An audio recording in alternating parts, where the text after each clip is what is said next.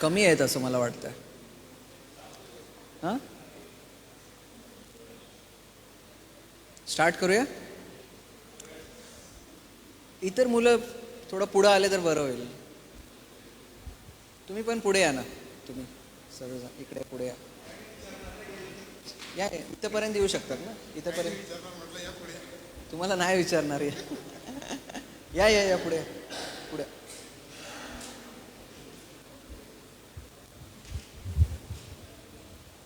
Okay.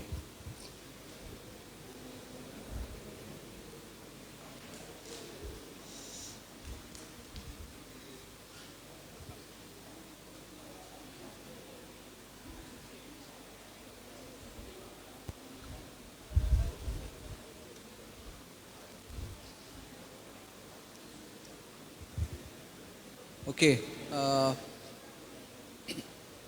आपला पहिला जो भाग होता त्या पहिल्या भागामध्ये आपण पाहिलं एक महत्त्वाची गोष्ट आपल्या सगळ्यांच्या निदर्शनास आली की लाईफ पार्टनर ज्यावेळी आम्ही पाहतो, लाईफ पार्टनर पाहतो म्हणजे हा आपण थोडंसं जे मी सिद्धांतिक शिक्षण जे मी तुम्हाला सगळ्यांना सुरुवातीला बोललो होतो तिथून थोडंसं आपली गाडी डायव्हर्ट झालेली आहे. डायव्हर्ट कुठे झालेली आहे? लाईफ पार्टनरकडे. ओके. आणि लाईफ पार्टनर हे बोलत असताना तुम्हाला काही गोष्टी आता स्पष्ट झाल्या असाव्यात असं माझा विश्वास आहे की विवाह जो आहे तो कुणामध्ये होतो? तुम्ही सांगा. स्त्री आणि पुरुष. विवाह जो आहे तो कुणामध्ये होतो? स्त्री आणि पुरुषमध्ये. कुणामध्ये होऊ शकत नाही आहे विवाह? मुलगा आणि मुलगी जोपर्यंत आहेत ना, मुलगा आणि मुलगी, आणि तोपर्यंत आहे ना तो विवाह जो आहे तो सक्सेसफुल होऊ शकणार नाही आहे. जर सपोज त्या विवाहामध्ये जर एक मुलगी जी आहे ती स्त्री बनले आणि तो मुलगा जो आहे तो पुरुष जो आहे तो अजूनपर्यंत मुलगाच आहे, तोपर्यंत आहे ना तो गोंधळलेला असणार आहे. त्याला ते प्रौढत्व प्राप्त होऊ शकणार नाही आहे. आणि त्याचबरोबर मुलगा पुरुष झालेला आहे पण मुलगी अजून मुलगीच राहिलेली आहे, तोपर्यंत तिचा ओढा जो आहे ना तो तिच्या संसाराकडे होऊ शकणार नाही आहे, आध्यात्मिकतेकडे होऊ शकणार नाही आहे. ती कुठे पळणार सारखी? जर ती मुलगीच आहे तर ती तुम्हाला माहिती आहे ती कुठे पळत राहणार सारखी? कुठे सांगा बरं, कुठे पळत राहणार ती सारखी संसाराला सोडून? Mummy papa, mummy papa, mummy papa.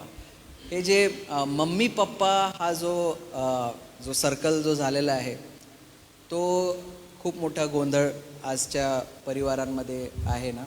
आता आहे ना थोडंसं पुढे जात असताना मी जसं तुम्हाला सगळ्यांना म्हटलं की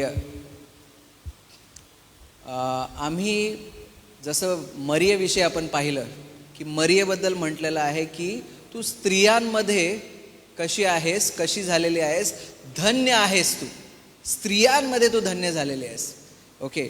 आणि आपण हे पाहिलं की मरिया जी होती ती कशी होती? कुमारी होती. कुमारी होती आणि ती गरोदर झाली. मरिया कुमारी होती आणि ती गरोदर झाली. आणि मग तिथं जे वचन असं म्हटलेलं आहे की कुमारी गर्भवती होईल आणि ती पुत्र प्रसवेल. आता कुणीतरी जर सपोज आलं आणि म्हटलं, आपल्या चर्चमध्ये आली आणि कोणती तरी मुलगी आहे आणि ती म्हणाली की बघा पाळक साहेब, मी कुमारी आहे आणि मी पण आता काय माहीत आहे का, मी काय झालेली आहे, मी पण गरोदर झालेली आहे, आता मी स्त्री बनू शकते का? असा गोंधळ जर झाला तर? कारण तुम्ही म्हणाल की नाही, देवाचं वचन म्हणतंय याविषयी, देवाचं वचन म्हणतंय. तर आपल्याला सगळ्यांना आहे ना या ठिकाणी काही गोष्टी समजून घेणं अतिशय महत्त्वाचे आहे की हे जे वचन आहे की कुमारी गर्भवती होईल ते कुणाविषयी बोललेलं आहे? कुणाविषयी बोललेलं आहे ते वचन? कुमारी, कोणती कुमारी गर्भवती? मरिया गर्भवती झाली होती.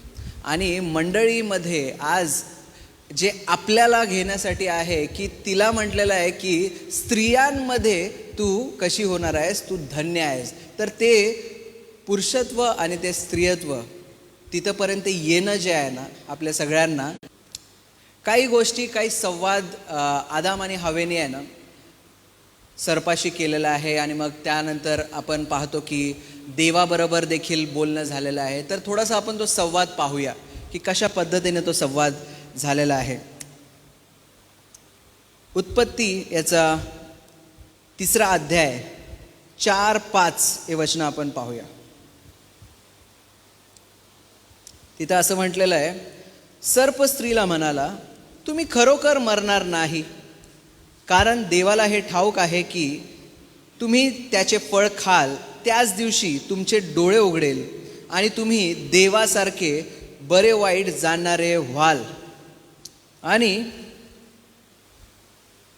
पुढे ज्यावेळी हवेनं ते फळ हवा जी आहे त्या फळाकडे ज्यावेळी आकर्षित झाली, आपला जो पुढचा जो विषय आहे, आणि आकर्षित झाल्यानंतर हवेने तिच्या मनामध्ये काय म्हटलं, 3 गोष्टी म्हटल्या. कुणाला ते वचन भेटतं का सांगा बरं. उत्पत्तीचा 3रा अध्याय, ती काय म्हणाली, आपल्या मनात काय म्हणाली?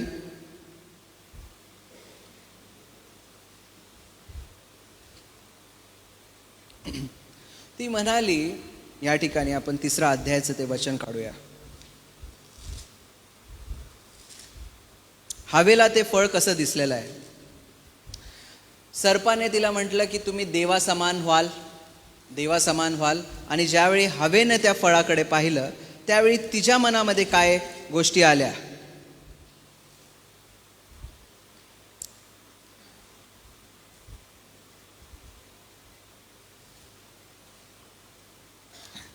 पाचवं वचन, 4थ्या वचनापासून. सर्प स्त्रीला म्हणाला, तुम्ही खरोखर मरणार नाही, देवाला हे ठाऊक आहे की तुम्ही त्याचे फळ खाल त्याच दिवशी तुमचे डोळे उघडेल आणि तुम्हास बरे वाईट कळू लागून तुम्ही देवासमान व्हाल. त्या झाडाचे फळ खाण्यास चांगले, दिसण्यास मनोहर आणि शहाणपणाच्या प्राप्तीस इष्ट आहे असे त्या स्त्रीला दिसून आले. तेव्हा तिने त्याचे फळ काढून खाल्ले व आपल्याबरोबर आपल्या पतीसही ते दिले व त्याने ते खाल्ले. आपण हे वचन पाहिलं. हवेच्या मनामध्ये ह्या गोष्टी आलेल्या आहेत की हे जर फळ मी खाल्लं तर मी काय होणार आहे माहिती आहे का? मी देवा समान होणार आहे. आपण जिथं एंड केलं, आपण जिथं आपला सेशन एंड केला, तो सेशन आपला एंड ह्याच ठिकाणी झालेला आहे की आम्ही देवा समान होणार आहे. ओके, आम्ही देवा समान होणार आहे. आता जी ही भावना आहे ना की आम्ही देवा समान होणार आहे, ह्या भावनेमध्ये आहे ना खूप मोठं पाप लपलेलं आहे. ओके, आणि त्यांना बागेतून बाहेर काढण्याचं सगळ्यात मुख्य कारण काय होतं माहिती आहे का? आदाम आणि हवेला बाहेर काढण्याचं सगळ्यात मुख्य कारण आपण ते देखील पाहूया. 3ऱ्या अध्यायाचं जे शेवटचं वचन आहे ना, 22वं वचन. मग परमेश्वर देव म्हणाला, पहा, मानवाला बरे वाईट कळू लागून तो आमच्यातल्या एक समान झाला आहे. तर तो आपला हात जीवन वृक्षाला लावून त्याचे फळ काढून कदाचित खाईल व सर्व काळ जिवंत राहील. यास्तव ज्या भूमीतून त्यास निर्माण केले होते तिची लागवड करावी म्हणून परमेश्वर देवाने त्यास एदेन बागेतून बाहेर काढून लावले. देवाने मानवास बाहेर घालविले आणि जीवन वृक्षाकडे जाण्याचा मार्गाची राखण करण्यासाठी एदेन बागेच्या पूर्व भागी करूब व गरगर फिरणारी ज्वालरूप तलवार ठेवली. आता ह्या ठिकाणी त्यांना जो एदन बागाचा जो मध्य भाग आहे त्याच्यामध्ये किती झाड होते आपण हे पाहिलं? 2 झाडं होती, राईट? 2 झाडं होती आणि एक होतं बरे वाईटाचं ज्ञान देणारं झाड आणि एक आहे जीवनाचं झाड. त्यांना मनाई कोणत्या झाडाविषयी होती? कोणत्या झाडाचं फळ खाण्याविषयी मनाई होती? दोन्ही झाडाबद्दल होती की एकाच झाडाविषयी होती? एकाच झाडाविषयी होती. हे जे जीवन बरे वाईटाचं ज्ञान देणारं जे झाड आहे त्यांना फक्त एका झाडाचं फळ खाण्याविषयीची मनाई होती. ते दुसऱ्या झाडाचं फळ खाऊ शकत होते का तोपर्यंत? येस, दुसऱ्या झाडाचं फळ ते नेहमी खाऊ शकत होते. पण ज्यावेळी देवाने त्यांना हे आज्ञा दिली होती की ह्या झाडाचं फळ खाऊ नका, आणि त्यांनी ज्यावेळी ते फळ खाल्लं, त्यांची जी मोकळीकता आहे ह्या झाडाकडे जाण्याची, देवाने काय केलेली आहे, ती मोकळीकता थांबवलेली आहे. ओके.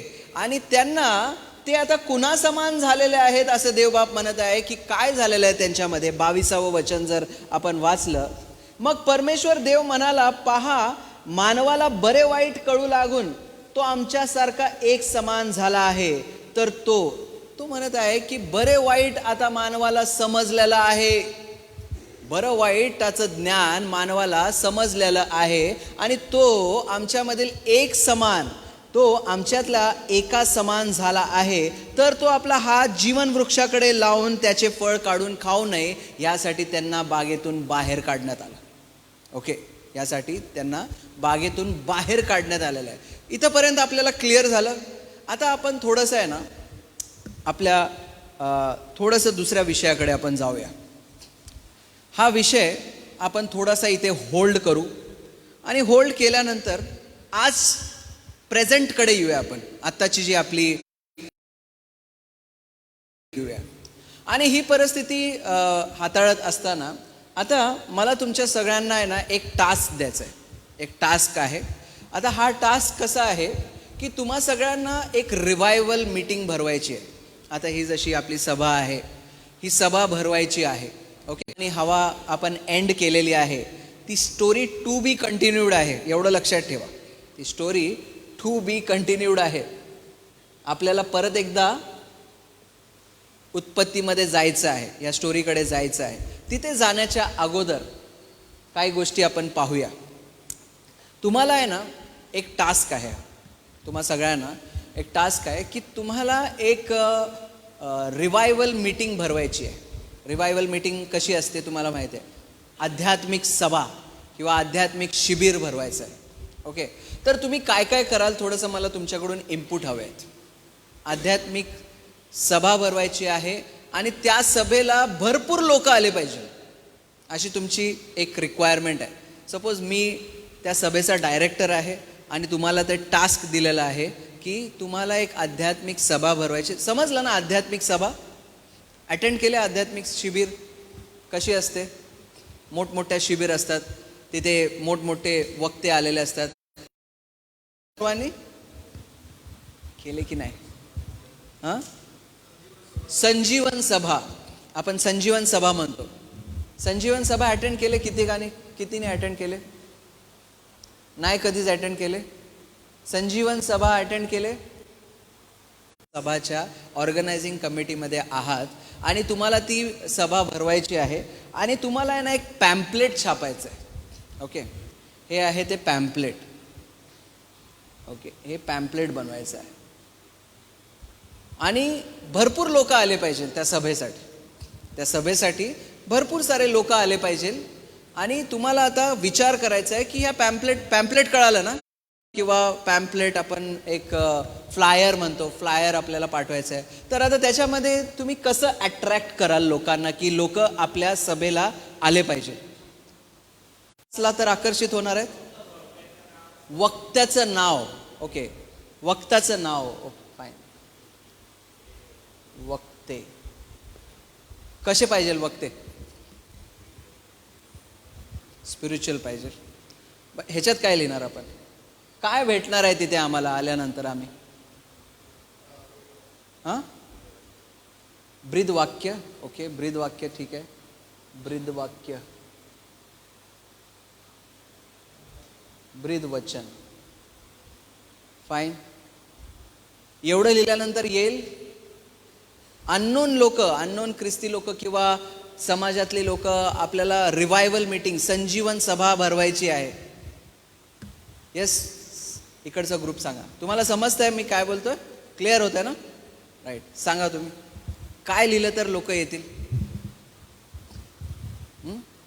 येस, मी तिकडे येऊ? येतो. काय लिहिलं तर येतील सांगा. हां, हा ग्रुप सांगा. काय लिहिलं तर लोक येतील तिकडे? आयडिया?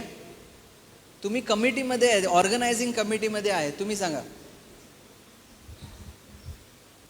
हां,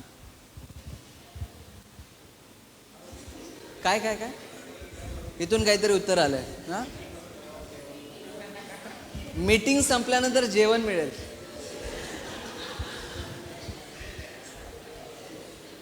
प्रीती भोजन, प्रीती भोजन, ह्याच्यानं लोक येतील, ह्याच्यानं लोक येतील. त्यांना काय घेणं देणं असेल का काय चाललंय तिकडे? नसेल. हे अट्रॅक्शन नसलं पाहिजे. तुमचं अट्रॅक्शन काय काय? काहीतरी आरोग्य सभा असं काहीतरी बोललं. आरोग्य सभा. तुम्हाला अट्रॅक्ट करायचं आहे कुणाला माहित आहे का? अविश्वासणाऱ्यांना अट्रॅक्ट करायचं. अविश्वासणाऱ्यांना अट्रॅक्ट करायचं. क्लिअर होतंय? समजते मुलांना? अविश्वासणारे. तर मग सपोज आपण लिहिलं काय, आरोग्याची सभा. आरोग्याची सभा, आरोग्याची सभा, आरोग्य. ठीक आहे, आरोग्य 1 पॉइंट तुम्ही लिहिलेलं आहे की ह्या सभेमध्ये तुम्हाला आरोग्य मिळणार आहे. अजून अजून काय लिहिलं तर लोक अट्रॅक्ट होतील? येस,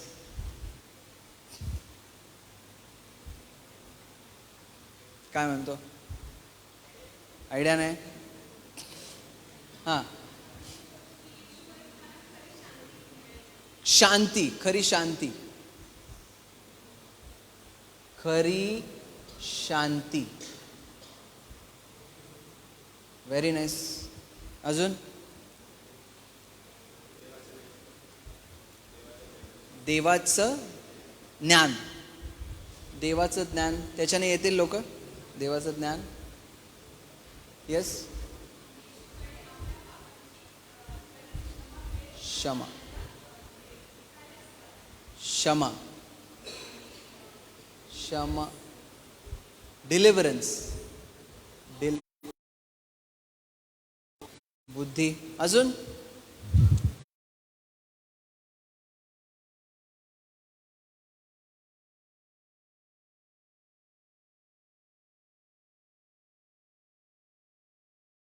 चमत्कार करणारा असला तर आपण लिहू शकतो की काय लिहायचं मग इथे? अनॉइंटिंग. अनॉइंटिंग लिहू का इथे? मराठीमध्ये काय म्हणणार अनॉइंटिंगला? अभिषेक, अभिषेक, अभिषेक, अभिषेक. चमत्कार पण लिहू, चमत्कार लिहू. हा, स्तवन, चमत्कार लिहितो. चमत्कार, स्तवन म्हणजे आपल्याला अट्रॅक्ट करायचं आहे. इथे स्तवन भेटेल असं लिहायचं आहे आपल्याला. इथे तुम्ही स्तवन कराल, स्तुती कराल, स्तवन कराल, स्तुती स्तवन आहे. तर ह्याच्यामध्ये तुम्ही काय लिहाल जेणेकरून लोक जे अविश्वासणारे आहेत ते तुमच्याकडे अट्रॅक्ट होतील? कशासाठी? त्या संजीवन सभेसाठी. ओके, सगळ्यात पहिला तुम्ही काय बोलणार त्यांच्याशी की जेणेकरून आहे ना ते लोक तुमच्या सभेला येतील? आहे की आरोग्याची प्रार्थना, आरोग्य सभा आहे, किंवा खरी शांती तुम्हाला मिळणार आहे, क्षमा मिळणार आहे. भरपूर लोकांना वाटतं की अरे मला काय आहे माहिती आहे का, मला कोणच क्षमा करत नाही. सगळ्यांनी काय आहे माझ्याबरोबर वाईट केलेलं आहे आणि सर्वांना वाटत केलेलं आहे. ओके, जादू टोना कुणीतरी केलेला आहे, किंवा काय म्हणतात त्याला, माझ्यावरती कुणीतरी शाप, माझ्यावरती माझ्या काय फोर फादर्सचा, माझे जे वाड वडील आहेत त्यांचा शाप माझ्यावरती आहे, आणि त्यांचा शाप असल्या कारणाने माझी काय आहे, मला आशीर्वाद. आशीर्वाद शब्द मिस झाला का आपला? आशीर्वाद शब्द लिहिला पाहिजे का इथे? आशीर्वाद लिहायचा इथं, आशीर्वाद शब्द. सगळे ओके आहेत? आशीर्वाद शब्द, आशीर्वाद लिहायचा. आशीर्वाद मला वाटतं सेंटरला लिहूया आपण, म्हणजे सगळ्यांना समजेल की इथं आल्यानंतर तुम्हाला आशीर्वाद भेटणार आहे. ओके, आशीर्वाद कुणाला नको आहे? सगळ्यांना आशीर्वाद हवा आहे. फाईन. आणि मग स्तुती आराधना होणार आहे, इथे चमत्कार होणार आहे आणि इथे अभिषेक तुम्हाला मिळणार आहे. ओके, तुम्ही सर्वजण ॲग्री आहात ह्या पॉईंट्सबद्दल? असं फ्लायर बनवायचं आपण का अजून काय ॲड करायचं आहे? सगळे ॲग्री आहेत असा फ्लायर बनवायचा आहे? तिथे पण दिसतो बघा. येस. येशूमध्ये जे तुम्ही शोधत आहात ते तुम्हा सर्वांना सगळं काही मिळेल. म्हणजे आशीर्वादामध्ये ते येईल किंवा येशूमध्ये सर्व काही मिळेल. हे पण आपण एक ॲड करायला पाहिजे. येशूमध्ये सर्व काही मिळेल.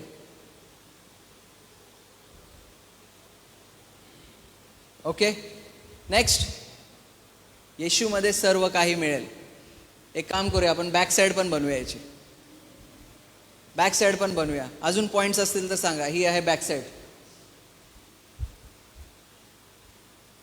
हां, अजून काय? पुढचा पण भाग आम्ही भरलेला आहे, मागचाही भाग भरलेला आहे, भरायचा आहे. आता अट्रॅक्ट करायचं आहे आम्हाला. कुणाला अट्रॅक्ट करायचं आहे? जगातल्या अविश्वासणाऱ्यांना अट्रॅक्ट करायचं आहे. फाईन. या लोकांचा विश्वास जिंकणे. मग विश्वास जिंकायचा आहे, बरोबर आहे. तर मग इथे कसं लिहिता येईल आपल्याला? त्यांचा विश्वास जिंकायचा आहे आम्हाला, राईट. तर मग इथे कसं लिहिता येईल? कसं लिहिता येईल इथे? विश्वास जिंकायचा आहे. पॉईंट छान आहे. सत्याची जाणीव किंवा विश्वास जिंकायचा आहे. तू सांग कसं पॉईंट येईल इथे.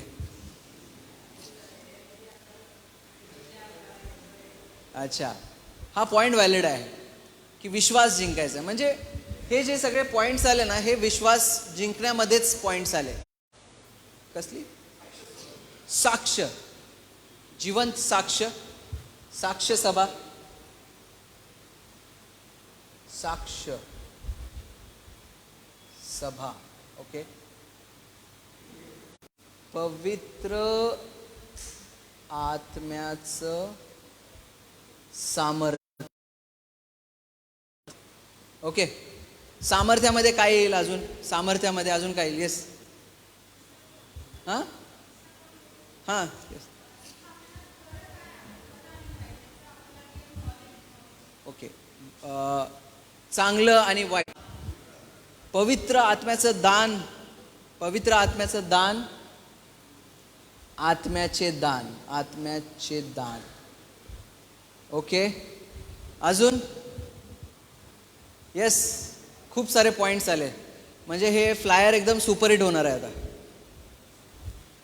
चमत्कार आलेला आहे, आशीर्वाद आलेला आहे, आरोग्य आलेलं आहे, शांती आलेला आहे, दुःख दूर करणं आलेलं आहे, राईट. सगळं भरपूर सारे पॉईंट्स आलेले आहेत. साक्ष आहे, पवित्र आत्म्याचं सामर्थ्य आहे आणि आत्म्याचं दान देखील तुम्हाला प्राप्त होणार आहे, राईट.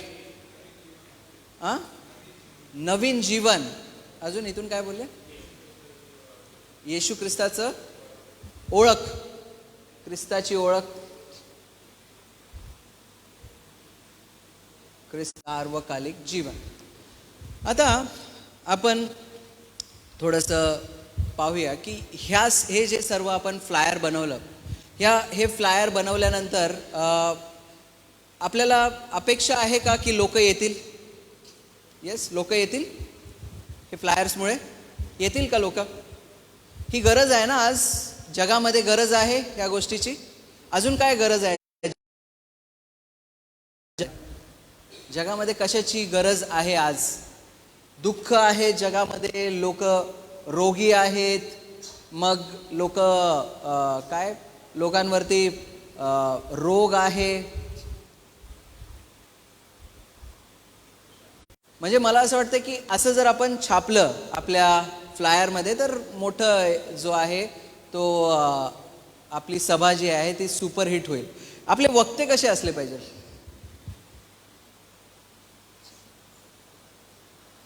ह्याला धरून ह्या फ्लायरला धरून, म्हणजे आपण जर सपोज फ्लायर बनवला तर मग वक्ते पण तसे पाहिजे ना, पाहिजे की नको. तुम्ही जर चमत्कार लिहिला आणि मग तिथे काहीतरी वेगळं आलं तर मग ते म्हणते अरे चायना का माल आहे, बोलतील की नाही. अरे हमको बोला था ऐसा ऐसा देगा, बोलणार की नाही कोणीतरी. मग वक्ता कसं असलं पाहिजे, वक्ते ते कसे असले, ह्या गोष्टींना धरून. कारण हे फ्लायर आता आपण बनवलेलं आहे, ओके, हे फ्लायर डन झालं आहे. ह्या गोष्टीला धरून वक्ते कसे असले पाहिजे. इकडे लिहितो मी वक्ते. वक्ते कसे असले पाहिजे. वक्ते आत्म्यात चालणारे,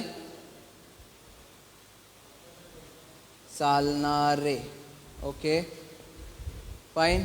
अजून हां, काय गिफ्टेड असले पाहिजे, कारण त्यांना आरोग्य द्यायचं आहे, त्यांना अभिषेक द्यायचा आहे, बरोबर का. काय काय द्यायचं आहे त्यांना, गिफ्टेड असले पाहिजे.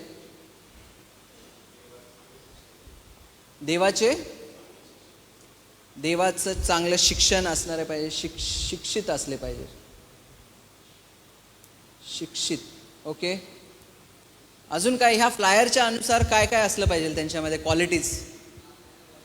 आत्म्याने भरलेले म्हणजे एक्झॅक्टली कसे आत्म्याने भरलेले, थोडंसं एलॅबोरेट करा.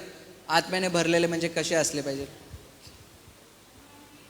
अनॉइंटेड, आत्म्याने भरलेले, अनॉइंटेड. अजून एक शब्द त्याला मी ॲड करतो, त्यांच्यात सामर्थ्य असलं पाहिजे, बरोबर का. सामर्थ्य असलं पाहिजे. हे तिन्ही शब्द लिहितो. अनॉइंटेड, आत्म्याने भरलेले,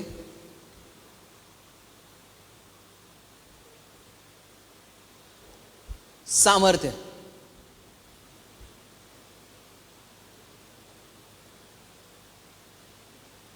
ओके फाईन, सामर्थ्यशाली. अजून काय.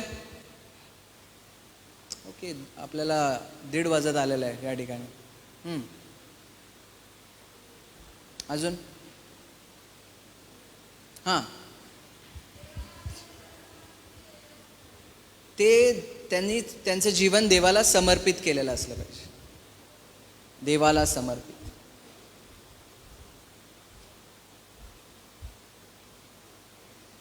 ओके, आता हे झाल्यानंतर आहे ना, आपण आता ह्यावेळेस पवित्र शास्त्रामध्ये जाऊया. पवित्र शास्त्रात जाऊया. आणि पवित्र शास्त्र हे आपण फ्लायर कुणासाठी बनवलं आहे. फ्लायर हा कुणासाठी बनवलेला आहे. हा फ्लायर अविश्वासणाऱ्यांसाठी, गैरविश्वासणाऱ्यांसाठी. म्हणजे जिथे आपण पहिल्यांदा येशूविषयी त्यांना सांगणार आहे, राईट. पहिल्यांदा येशू ख्रिस्ताविषयी सांगणार आहे. आणि येशू ख्रिस्ताविषयी सांगत असताना आपली इच्छा ही आहे की त्यांना आरोग्य प्राप्त व्हावं, त्यांना शांती कळावी, त्यांचं डिलिव्हरन्स व्हावं, मग त्यांना अभिषेक मिळावा, त्यांच्या जीवनामध्ये चमत्कार व्हावा, त्यांचे दुःख दूर व्हावे, त्यांना त्यांच्यावरती कोणी प्रीती करत नसेल तर प्रीती त्यांना मिळावी, आणि ख्रिस्तामध्ये त्यांना सगळं काही मिळावं. आणि पुढे आपण लिहिलेलं आहे की आत्म्याचं सामर्थ्य प्राप्त व्हावं, आत्म्याचे दान प्राप्त व्हावे, ख्रिस्ताची ओळख व्हावी. हे सर्व गोष्टी लिहिले. आणि यासाठी आम्ही एक वक्ता देखील बोलवलेला आहे, ज्याच्यामध्ये आपण म्हणत आहे की त्याच्यात सामर्थ्य आहे आणि तो गिफ्टेड आहे. ओके, गिफ्टेड आहे हे देखील आपण बोलत आहे. आता आपण पवित्र शास्त्र ज्यावेळी पहिल्यांदा कुणाशी तरी बोलतं, फर्स्ट टाइम, म्हणजे ॲट अ फर्स्ट ग्लान्स, जेव्हा एका अविश्वासणाऱ्याशी बोलतं किंवा एका व्यक्तीशी बोलतं, तेव्हा ते सगळ्यात पहिलं काय बोलतं हे आपण थोडंसं पाहूया. पवित्र शास्त्रामध्ये जे सगळे नवीन करारामधले जे सगळे पवित्र शास्त्राचे मुख्य घटक आहेत, त्यांनी ज्या वेळी माणसाकडे पाहिलं, त्यावेळी त्यांनी माणसाला काय म्हटलं आपण हे पाहूया. म्हणजे आपली इच्छा आणि पवित्र शास्त्र काय म्हणत आहे ह्याविषयी थोडासा आपण कंपॅरिझन करूया. ह्याची जराशी आपण काय करूया, तुलना करूया. ओके, आपण काही कॅरेक्टर्स पाहणार आहोत, काही कॅरेक्टर, नवीन करारामधले काही कॅरेक्टर्स पाहणार आहोत. त्यांनी ज्यावेळी माणसाशी संवाद साधला नवीन करारामध्ये, त्यावेळी त्यांनी काय म्हटलं माणसाशी, तुम्हाला क्लिअर होते की त्यांनी जे आता आपण जे फ्लायर बनवलेला आहे, हा फ्लायर आपण अविश्वासणाऱ्यांसाठी बनवलेला आहे, राईट. म्हणजे आमची इच्छा आहे की ह्या सर्व गोष्टी अविश्वासणाऱ्यांना समजाव्या. पण देवाचं वचनामध्ये जे देवाचे जे प्रमुख घटक आहेत नव्या करारामध्ये, ते ज्यावेळी माणसाशी बोलतात त्यावेळी ते काय बोलतात हे जरासं आपण पाहूया. ओके, आपण पाहणार आहोत की सगळ्यात पहिला देव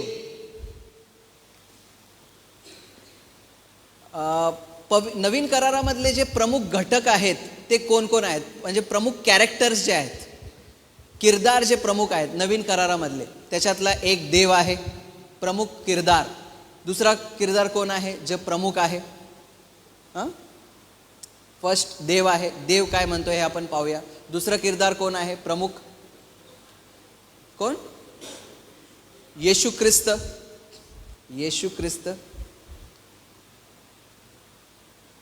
तिसरं पवित्र आत्मा.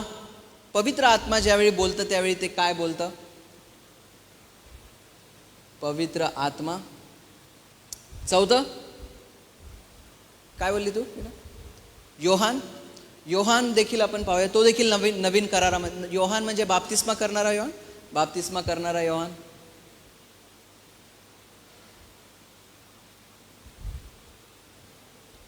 योहान. पौल आणि पेत्र. यस, ते खूप महत्त्वाचे कॅरेक्टर्स आहेत. पौल, पेत्र, आणि एक गट राहिला तो म्हणजे शिष्य, राईट. शिष्य. 6 1 2 3 4 5 6 7. आपण पवित्र शास्त्रामध्ये जाऊया आणि आपण या सर्व कॅरेक्टर्स ह्यांनी ज्यावेळी पहिल्यांदा लोकांशी बोलले त्यावेळी ते काय बोलले आपण हे पाहूया. देवाविषयी आपण पाहूया. प्रेषितांचे कृत्य याचा 17वा अध्याय आपण पाहू. प्रेषितांचे कृत्य याचा 17वा अध्याय आणि 30 वचन आपण पाहू.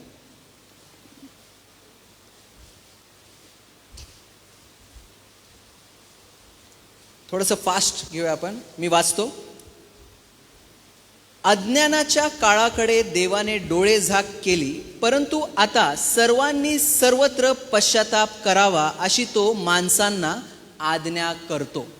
सगळ्यात पहिला आता ह्या वचनाचा अर्थ जर आपण पाहिला तर अज्ञानाच्या काळाकडे देवाने डोळे झाक केली, पण आता ज्यावेळी तो माणसाकडे पाहतो त्यावेळी सर्वत्र सर्वांनी काय करावं हे म्हणतोय देवाचं वचन.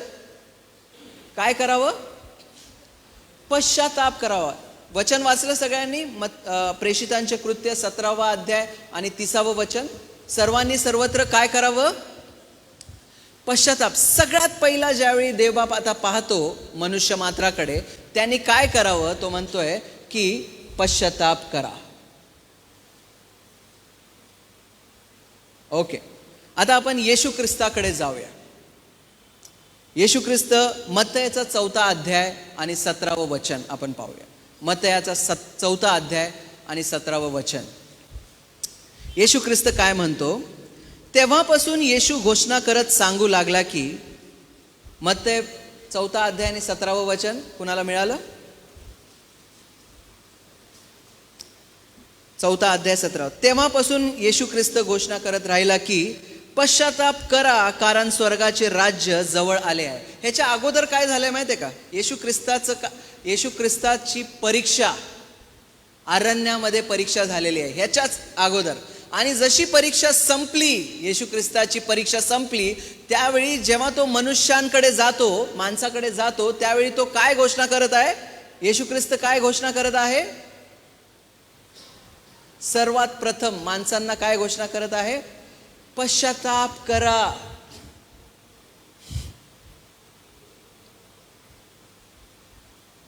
ओके, आपण पुढे जाऊया.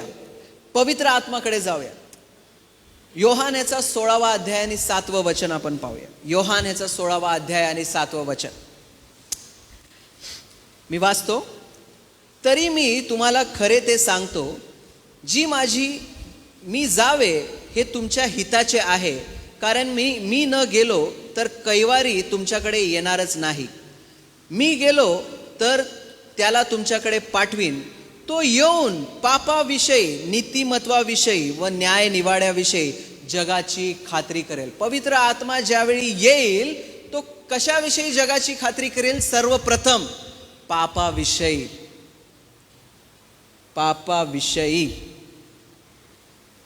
पापाविषयी जगाची खात्री करेल. पवित्र आत्मा सर्वप्रथम काय करणार आहे? पापाविषयी जगाची खात्री करणार आहे.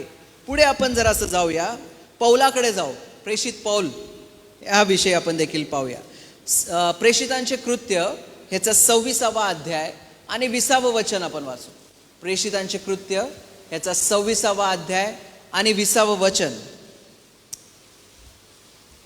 तर पहिल्याने या ठिकाणी देखील सगळ्यात पहिला ज्यावेळी प्रेषित पौलाला दृष्टी आली, ज्यावेळी देवाने त्याचं जीवन परिवर्तित केलं आणि त्याच्यानंतर प्रेषित पौल काय बोलतो? सगळ्यात पहिल्याने ज्यावेळी देवबाप त्याला भेटला, येशू ख्रिस्त त्याला भेटला, त्याच्यानंतर तो काय म्हणतोय की पहिल्याने दिमिश्कातील लोकांना व यरुशलेमेत अवघ्या यहुदिया देशात व परराष्ट्रीय लोकात मी उपदेश करत आलो की पश्चाताप करा, कारण पश्चातापास शोभतील अशी कृत्य करून देवाकडे वळा. प्रेषित पौलाची सर्वात पहिला घोषणा काय होती? आपण या ठिकाणी पाहिलं. प्रेषित पौल घोषणा काय करत आहे की पश्चाताप करा. प्रेषित पौल या ठिकाणी सर्वप्रथम घोषणा करत आहे की पश्चाताप करा. अजून कोणाचं पाहायचं आहे आपल्याला? पेत्राविषयी पाहूया. पेत्र काय म्हणतोय? पेंटिकॉस्टच्या दिवशी, म्हणजे प्रेषितांचे कृत्य ह्याचा 2रा अध्याय, ह्याच्यामध्ये पेंटिकॉस्टच्या दिवशी ज्यावेळी पवित्र आत्मा उतरला आणि ज्यावेळी पेत्राने घोषणा केली आणि घोषणा केल्यानंतर लोकांना चुरचूर लागली मनामध्ये, आणि मग त्यावेळी ज्या लोकांनी येशू ख्रिस्ताला स्वीकार करायची तयारी केलेली आहे ते विचारतात की आम्ही आता काय करावं? यहुदी लोक जे आहेत त्याला विचारत आहेत की आम्ही काय करावं आता? आमच्याकडून तर हे अपराध झालेलं आहे. येशू ख्रिस्त मरण पावला हे तर अपराध झालेला आहे. मग प्रेषित पौल त्यांना काय उत्तर देतो ते आपण पाहूया. प्रेषितांचे कृत्य ह्याचा 2रा अध्याय आणि 38वे वचन. 37 आणि 38. हे ऐकून त्यांच्या अंतकरणात चुटपुट लागली आणि ते पेत्र व इतर प्रेषित ह्यांना म्हणाले, बंधुजन हो, आम्ही काय करावे? त्यांनी विचारलं की आम्ही काय करावं? तेव्हा पेत्र त्यांना म्हणाला, पश्चाताप करा व तुमच्या पापांची क्षमा व्हावी, म्हणून तुम्ही प्रत्येक जण येशू ख्रिस्ताच्या नावाने बाप्तिस्मा घ्या. प्रेषित पेत्र काय म्हणतोय त्यांना? पेत्र सर्वप्रथम माणसांना काय घोषणा करत आहे? पश्चाताप करा. आपण बाप्तिस्मा करणारा योहान, त्याची काय घोषणा होती आपल्या सगळ्यांना माहिती आहे. काय होती बाप्तिस्मा करणाऱ्या योहानाची घोषणा? अरण्यामध्ये जो आवाज झाला तो काय वाणी झाली अरण्यामध्ये? काय होती योहानाची घोषणा? काय होती बाप्तिस्मा करणाऱ्या योहानाची घोषणा? काय होती आठवतंय का?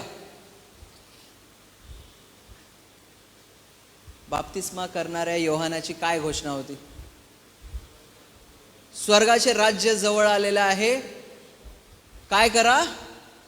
पश्चाताप करा. मत्तयाचा 3रा अध्याय 1 आणि 2 वचन. त्या दिवसात बाप्तिस्मा करणारा योहान, मत्तय 3रा अध्याय 1 आणि 2. त्या दिवसात बाप्तिस्मा करणारा योहान यहुदियाच्या रानात येऊन अशी घोषणा करू लागला की पश्चाताप करा, कारण स्वर्गाचे राज्य जवळ आले आहे. बाप्तिस्मा करणाऱ्या योहानाने पण काय घोषणा केलेली आहे? पश्चाताप करा, कारण स्वर्गाचे राज्य जवळ आलेले आहेत. आणि सगळ्यात शेवटी जे इतर शिष्य होते त्यांच्याविषयी देखील आपण पाहूया की त्यांनी काय घोषणा केलेली आहे. मार्क याचा 6वा अध्याय आणि 11वे वचन आपण पाहूया. 11 आणि 12वे वचन. मार्क याचं 6वा अध्याय आणि 11 आणि 12 वचन. आणि ज्या लोकांनी तुमचे स्वागत आणि ज्या ठिकाणी तुमचे स्वागत होणार नाही व जेथील लोक तुमचे ऐकणार नाहीत, तेथून निघताना त्यांना साक्ष व्हावी म्हणून आपल्या तळपायाची धूळ तेथून झाडून टाका. मी तुम्हाला खचित सांगतो की न्यायाच्या दिवशी त्या नगरापेक्षा सदम व गमोरा यांना सोपे जाईल. आणि 12वं वचन असं म्हणतं की ते तेथून निघाले. येशू ख्रिस्ताकडून त्यांनी ऐकलं सर्व काय, आणि मग तिथून ते निघाले आणि सर्वप्रथम त्यांनी काय घोषणा केली? ते तिथून निघाले व लोकांनी पश्चाताप करावा अशी त्यांनी घोषणा केली. शिष्य काय करत आहेत? घोषणा काय करत आहेत? पश्चाताप करा. बिब्लिकल कॅरेक्टर्स जर आपण पाहिले नव्या करारामध्ये, आपली घोषणा काय होती? आता आपण आपल्या फ्लायरकडे येऊया. आपण जो फ्लायर बनवला, आठवतंय का? फ्लायर आपला जो पॅम्पलेट आपण बनवला होता, आपल्या पॅम्पलेटमध्ये काय होतं? आरोग्य. आमच्या पॅम्पलेटमध्ये अभिषेक, शांती, क्षमा, डिलिव्हरन्स, दुःख दूर होणं, स्तुती मिळणं, येशूमध्ये सर्व काही मिळणं, साक्ष होईल, सामर्थ्य मिळेल, ख्रिस्ताची ओळख होईल, सार्वकालिक जीवन. आम्ही काय देत आहोत? आम्ही काय देत आहोत त्यांना? जे त्यांना हवं आहे. आम्ही त्यांना काय देत आहोत माहिती आहे का? आम्ही आज जगाला काय देत आहोत? जे जगाला हवं आहे. पवित्र शास्त्र काय देत आहे? पवित्र शास्त्र माणसाला काय सांगत आहे? हे सगळे जे कॅरेक्टर्स आहेत, या सगळ्या कॅरेक्टर्सकडे तुम्ही लक्ष द्या. पवित्र शास्त्र मनुष्य मात्राला काय सांगत आहे? पश्चाताप करा. कशाविषयी पश्चाताप करायचा आहे? आपल्या पापांविषयी पश्चाताप करा. हा पश्चाताप का आलेला आहे माहिती आहे का? हे शब्द म्हणजे देव बाप पण म्हणत आहे पश्चाताप करा, येशू ख्रिस्तही म्हणत आहे पश्चाताप करा, पवित्र आत्माही पापाविषयी साक्ष देत आहे, बाप्तिस्मा करणारा योहान देखील पश्चाताप करा हे म्हणत आहे, पौल पश्चाताप करा म्हणतोय, पेत्र म्हणतोय पश्चाताप करा, शिष्य म्हणतायत पश्चाताप करा. का? कारण बागेमध्ये काय झालं होतं माहिती आहे का? एदेन बागेमध्ये ज्यावेळी त्यांनी पाप केलं, त्याच्या नेक्स्ट क्षणाला त्यांनी काय केलं? आदाम आणि हवेनी त्याच्या नेक्स्ट क्षणाला काय केलं? आठवतंय तुम्हाला? देवाच्या उपस्थितीपासून ते लपले. त्यांना समजलं की ते नग्न आहेत. त्यांना माहित होतं की अगोदर देखील ते नग्न आहेत. त्यावेळी त्या दोघांना काही वाटत नव्हतं. पण ज्यावेळी पापाचा शिरकाव झाला त्यावेळी त्यांना हे समजून आलं की आम्ही नग्न आहोत. आणि मग त्यांना हे समजलं की आम्ही पाप केलेलं आहे. आणि पाप केल्यानंतर त्यांनी अपेक्षा काय होती की काय करावं? त्यांनी काय करायला हवं होतं? त्यांनी पश्चाताप करणं हवं होतं. पण त्यांनी केलं काय? त्यांनी स्वतःला देवापासून लपवलं. त्यांनी काय केलेलं आहे? त्यांनी स्वतःला देवापासून लपवलेलं आहे आणि त्यांनी पश्चाताप केलेला नाहीये. ते देवाला समर्पित झाले का? देवाला समर्पित झालेले नाहीयेत ते. त्या ठिकाणी त्यांच्या कृतीमध्ये आपल्याला पश्चाताप कुठे दिसत आहे? त्यांची जर कृती तुम्ही पाहिली ना, तर कृती कशी होती माहिती आहे का? त्यांची दोषार्पणावाली कृती होती. ज्यावेळी देवबाप आदामाला विचारतो की अरे तू काय केलंस, तो काय म्हणतो? ही जी स्त्री तू मला दिलीस. आदाम काय म्हणतो? ही जी स्त्री तू दिलीस तिने मला हे खायला सांगितलं. आणि मग ज्यावेळी तो हवेला विचारतो की तू का असं केलंस, आणि मग ती काय म्हणते की हा जो सर्प आहे त्या सर्पाने काय केलेलं आहे? मला भुरळ घातली. सर्पाने काय केलं? मला भुलवलं. म्हणजे काय सुरू आहे त्या ठिकाणी? आज जे आपल्या सगळ्यांचं सुरू असतं, आपल्या सगळ्यांचं आजकाल काय सुरू असतं माहिती आहे का? मी असा जो आहे ते माझ्यामुळे नाहीये. कुणामुळे आहे? माझ्या आई वडिलांमुळे आहे, माझ्या भावामुळे आहे. माझ्यावरती काय झालेलं आहे? माझ्यावरती खूप मोठं ह्या लोकांनी लादलेलं आहे. मी असा नव्हतोच, मी असा का झालेला आहे? हे सगळ्यांनी मला असं बनवलेलं आहे.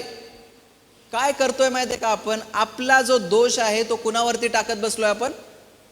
इतरांवरती टाकत बसलेलो आहे, बाजूवाल्यावरती टाकत बसलेलो आहे, स्वतः झटकत आहे. मी दोषी आहे का? मी दोषी नाहीये. काय झालेलं आहे, ह्या माणसामुळे माझं जीवन असं झालेलं आहे. पण पवित्र शास्त्र काय म्हणतं माहिती आहे का? आम्ही पाप केलेलं आहे. आणि ते पाप कुणी केलेलं आहे? ते पाप आम्ही केलेलं आहे. I am the Sinner.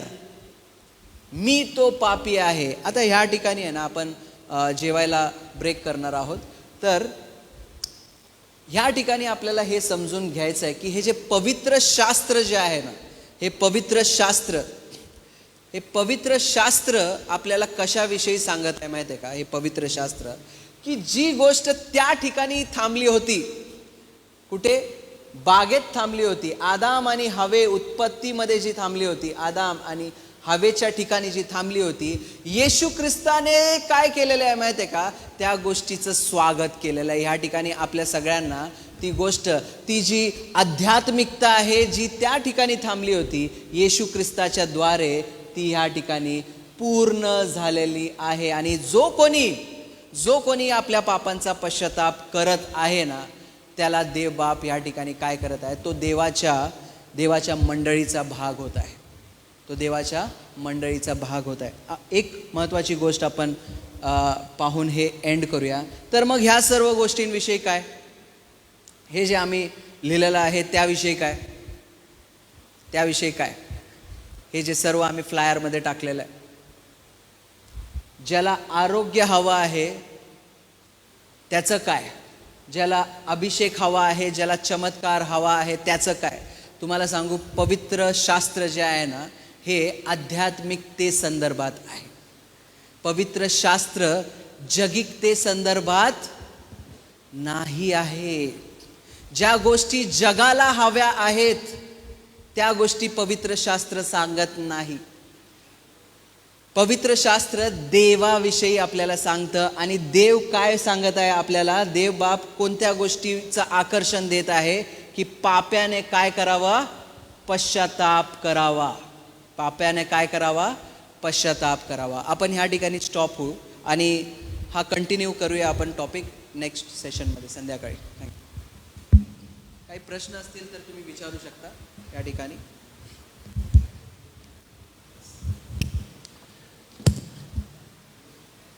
Any question? काही प्रश्न असेल तर विचारू शकता.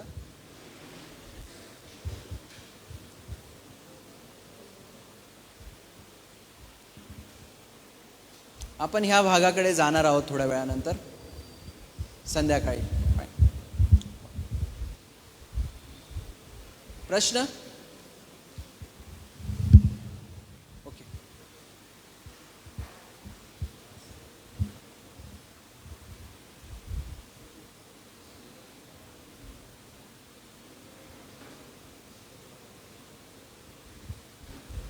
मी पाळक साहेबांचे मनपूर्वक आभार मानतो, कारण की ह्या गोष्टी फार मौल्यवान आणि महत्त्वाच्या आहे. आणि लेकरांनो, या तुमच्या वयामध्ये तुम्हाला ऐकायला मिळत आहेत, ही प्रभूची इच्छा आहे. आणि देवबापाचं हे वचन आपण स्वीकारा, त्याला प्रतिसाद द्या आणि नक्कीच तुमचं तारुण्यातलं जीवन प्रभूच्या गौरवासाठी उपयोगी पडणार आहे. यावेळेला आपण जेवायला जाऊ आणि 3 वाजता पुन्हा आपण इथं येऊ. 3 वाजता आपलं बायबल क्विज आहे. बायबल क्विजमध्ये आपल्याला नीतिसूत्रेचं पुस्तक दिलेलं होतं. यासोबतच जनरल प्रश्न देखील विचारले जातील. जनरल म्हणजे साधे, जे तुम्हाला संडे स्कूलपासून माहिती आहेत. एकदम कडक आणि कठीण असे शब्द नाही आहे किंवा प्रश्न नाही आहे. एक जनरल राऊंड यासाठी घेतलेला आहे की तुम्हाला थोडंसं वॉर्मअप व्हावं, तुम्हाला थोड्याशा त्याही गोष्टी लक्षात याव्या. कारण एका बेसिक चौकटीमध्येच न राहता थोडंसं तुम्हाला बोलकं करावं अशी आमची इच्छा आहे. तुम्ही आमच्याशी बोला किंवा आमच्यासोबत, आणि सोबतच आज जे आपल्याला शिकवलं सकाळपासून तुम्ही ऐकलं त्याचाही तुम्ही प्रतिसाद देऊ शकता. त्याच्याबद्दलही तुम्ही आमच्याशी संपर्क करू शकतात. सन्मान्य रांगोळीकर पाळक साहेब आहेत, सोबतच तुमचे तरुण संघाची लीडर आहे, पाळक आहेत, तुम्ही त्यांनाही याबद्दल विचारू शकता. तर आता आपण प्रार्थना करू, संपवू आणि मग जेवणासाठी जाऊ. मी सन्मान्य पास्टर रविकांत गावित आपणाला विनंती करेन, आपण समारोप या सेशनचा करण्यासाठी पुढे येऊन प्रार्थना करा आणि त्यानंतर लगेचच आपण बॉयज हॉस्टेलला जेवायला जाऊ. प्रार्थना करूया. पवित्र सैन्यांच्या यहोवा देवा, पुन्हा एक वार तुझ्या नावाला धन्यवाद देतो, तुझे आभार मानतो. मान सन्मान तुला दे, तुझ्या चरणाजवळ येतो, कारण प्रभू तूच आमचा प्रेमळ सत्य सदाजीवी परमेश्वर आहे. सकाळपासून या समयापर्यंत प्रभू तुझ्या आत्म्याच्या मार्गदर्शनामध्ये जमलेल्या तरुणांना, आम्हा सर्वांना आणि विशेष करून तुझे दास रांगोळीकर यांना तू घेऊन चाललास आणि त्यांच्या कर्वी या तरुणांसाठी जो आध्यात्मिक मानना तू राखून ठेवला होता, जे बोध आणि शिक्षण त्यांच्याद्वारे तू त्यांच्यापर्यंत पोहोचवलेला आहे, ते मौल्यवान आहे आणि ते उत्तम आणि चांगलं आहे. आणि त्याचं प्रभू या तरुणांनी मनन करावं, आपल्या जीवनात लागू करावं आणि वचनानुसार त्यांना जीवन जगता यावं, अशी तुझी कृपा आणि दया तू त्यांच्यावर कर. हे जे सत्र प्रभू या ठिकाणी पूर्ण झालेलं आहे, ते त्यांच्या जीवनातून वाया जाऊ नये म्हणून आम्ही त्यांना तुझ्या हातामध्ये सोपून देतो. पुन्हा परमेश्वर देवा, या वचनाच्याद्वारे त्यांना घडण्यास आणि चालण्यास तुझी कृपा पुरव.